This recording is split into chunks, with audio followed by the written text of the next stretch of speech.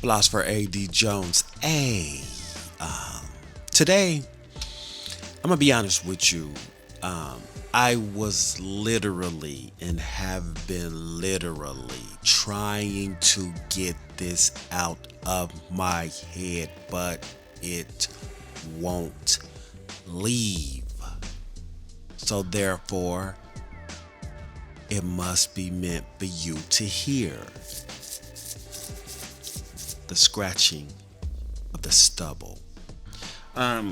So what's been on my mind is, what has not been allowed to leave my mind is I was watching a popular younger rappers, just a random video. You know what I'm saying? It's a younger rapper, one of the more popular ones, you know. Not the one that wears the diaper, but the counterpart, the reference, if that's close enough without mentioning their name. And I don't generally be in, other men's business, but the reason why this struck me as odd and is put me in a position to elaborate is the collective and the community and what type of messages that they're receiving from watching this video. Of course, it's an assumptive hypothesis based on how I feel. Overall, it's how I would think about it. You see what I'm saying? And subconsciously, the reaction to the community, it could be a adverse impact if it's not addressed. So I'm gonna address it. And I wasn't there, but again, the visual was everything. The visual, the perception, the digesting of the information. So anyway, what happened was this. It was a popular younger rapper in a jewelry store. He frequents a lot. He's the only person that's allowed, quote unquote, to eat in this jewelry store. So from what I'm seeing, he definitely has clout. He definitely has reputation. He definitely has open door policy, the best treatment in his store, which he's earned. And I'm not knocking that. And I'm not knocking the service that he's receiving based on the amount of currency he's spending. Okay? Because we all know it's strictly based on his spending habits. It's not because they generally like the guy, because they could generally like a hermit that has no place to live, but he's not hanging and eating out in an expensive jewelry store. Okay? So that being said, let me say this. So, and I'm happy for the young man. When I sing, I have prayer and good vibes for him, because he's from the bottom. And I would say that he went to this this jewelry store on one particular day on this particular video. And he said that he was spending, well, the guy that was behind the counter confirmed that the total for whatever he was purchasing, jewelry I assume, came to $25,000. Now to you that might sound like a lot. To me that might be like, man, I could use woo. But to a person that makes millions of dollars, to them that's probably like 2,500. But regardless of the determination of value, that particular amount of cash has value in the marketplace of cash. Okay? So let's say $25,000. What can that buy? $25,000 could buy, a fixer-upper 4-unit apartment building that you could rent out. And nowadays, just about $4,000 a month, $5,000 a month income coming in. If you paid cash for it, fixed it up, and the total was $25,000, That's about 4,000 a month minimum coming in. So the investment of the 25,000 could have a return within 12 months if rented. So, or you could have sold the property for 50,000 or 100,000 and made a quick 75. Either way, the 25,000 has value. Okay. Now, the 25,000 will have value where you place the cash. Okay, which would be in the real estate market. But if the 25,000 is spent with this particular outfit or this store on jewelry, you can't make that same transaction of real estate with a $25,000 jewelry purchase. Okay? Because first of all, the jewelry that you're purchasing is probably not even worth 25,000. I'm not going to break down the gold and the metal, but if it's 14 karat gold, that's about 75% gold. You know what I'm saying? 24 karat is like closer to 100. But we know most of these chains is 14 karat. So basically you're getting 25% of other alloys such as silver and copper, which is usually the base. You could go rhodium, you could put some other metals in there. So technically you're paying 25,000 for some silver, which is nothing wrong with silver and copper. And you got the rest gold, assuming they're using gold. Also, you have these stones. Are these stones man-made diamonds? What market did they come from? The princess cuts or whatever you use it. Where's the source for these diamonds?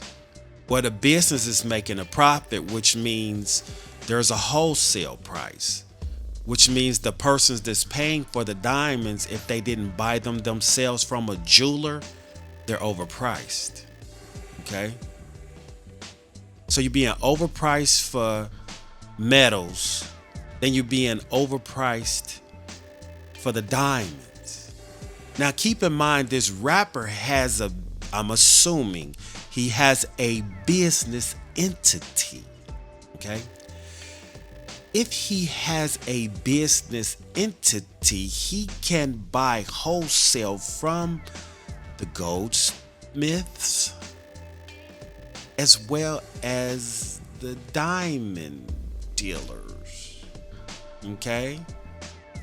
And he could bring that metal to the metal and diamond to the jewelers and say, hey, I want you to make me this. So off the rip, you could save half. You're just paying for labor at that point. That's one issue that I just see. That's all. Outside of that, this is the doozy. And I'm glad that the young man is buying rewards for himself, positive reinforcements for himself that are essentially tax write-offs. But this exceeds that. So what happened was his total was around 25,000, which was stated by the jeweler.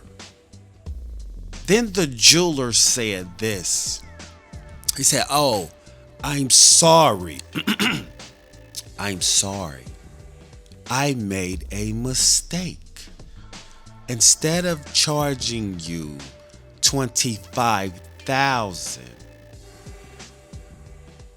I made a mistake and charged you 250,000. And then the rapper said, "Oh, okay, well, you owe me this." Then the guy, the jeweler, who is not melanated, the rapper is melanated, the jeweler is not the same hue. You know what I'm saying? He has some melanation, but he's not the same capacity or bloodline as the heavily melanated rapper. Just painting the picture, that's all. So The guy said, well, you have the rest in store credit. Now hold up.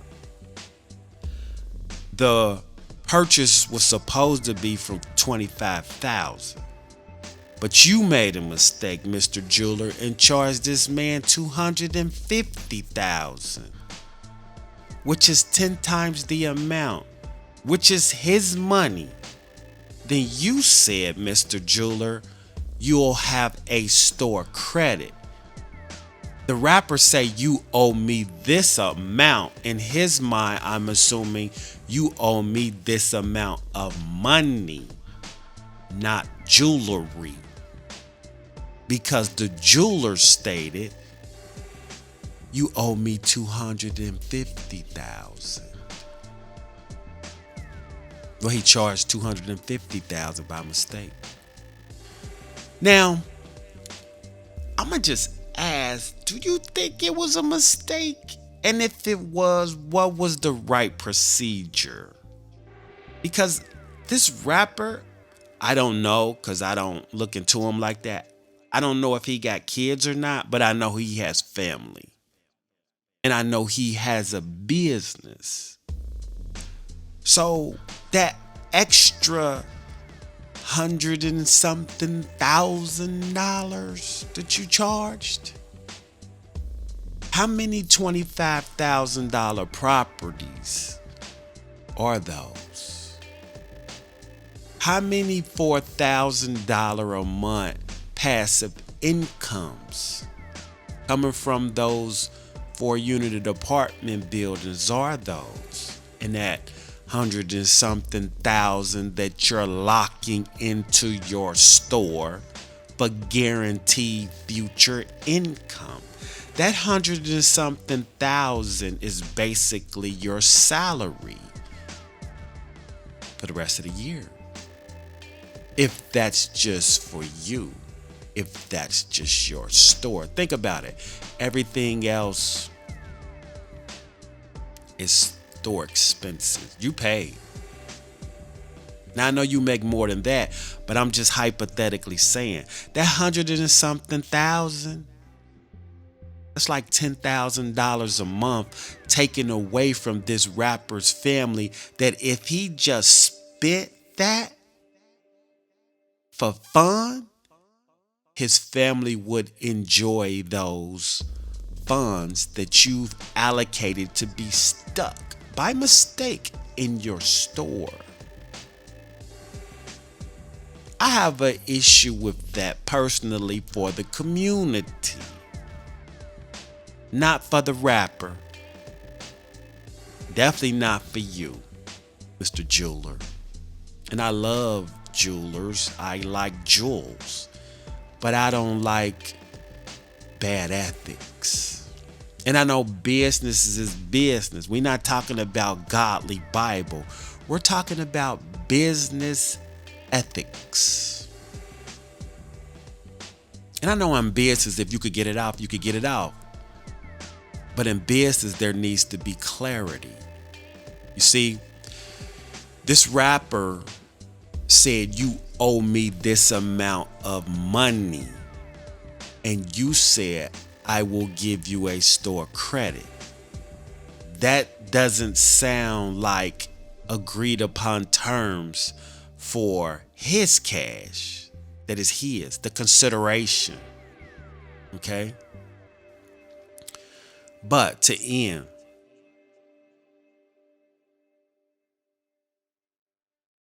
business, caveat emptor, buyer beware. I hope that the rapper can understand and kind of see what's being done. Because the moment they say, hey, you can have this chain for this event, and the rapper keeps the chain, and then the jeweler says, you owe me for this chain, so I'm gonna sue you. Why are you suing? Because you have something that they feel is owed that is theirs. Henceforth, the cash. Get that man his money back. You charged the 25,000. Fuck your mistake. Clear the mistake up and get that man his money. Free that $100-some thousand for his family or the community. If he bought four unit apartment buildings or four dilapidated houses in his neighborhood on the street, beautify them. That beautifies the neighborhood. It rises the vibration of the neighborhood. And it might motivate others to do the same. And therefore the community grows and prospers. One seed that you holding up stuck in your jewelry store.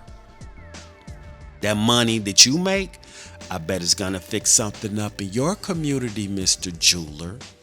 Whether you give some to your church, that's fixing up the church. Whether you give some to the wife to decorate the house, that's fixing up the house. Whether you go buy a lawnmower to cut your lawn, that's beautifying your neighborhood. So you took the funds from a gentleman that is originally from the heavily melanated neighborhoods. You took those funds and put it in your neighborhood based on your business or what you're gonna do or where you're gonna spend it. The gig is up. We peep game. Well, I peep game. You know? And this ain't no ego. This is the universe opening individuals' eyes. So I want to open individuals' eyes and let you see what's going on. Stop being hornswoggled by these jewelers, man. I like jewelers, but $100-some thousand mistake and store credit, get out of here. That being said, till next time, Philosopher A.D. Jones, the God Creator.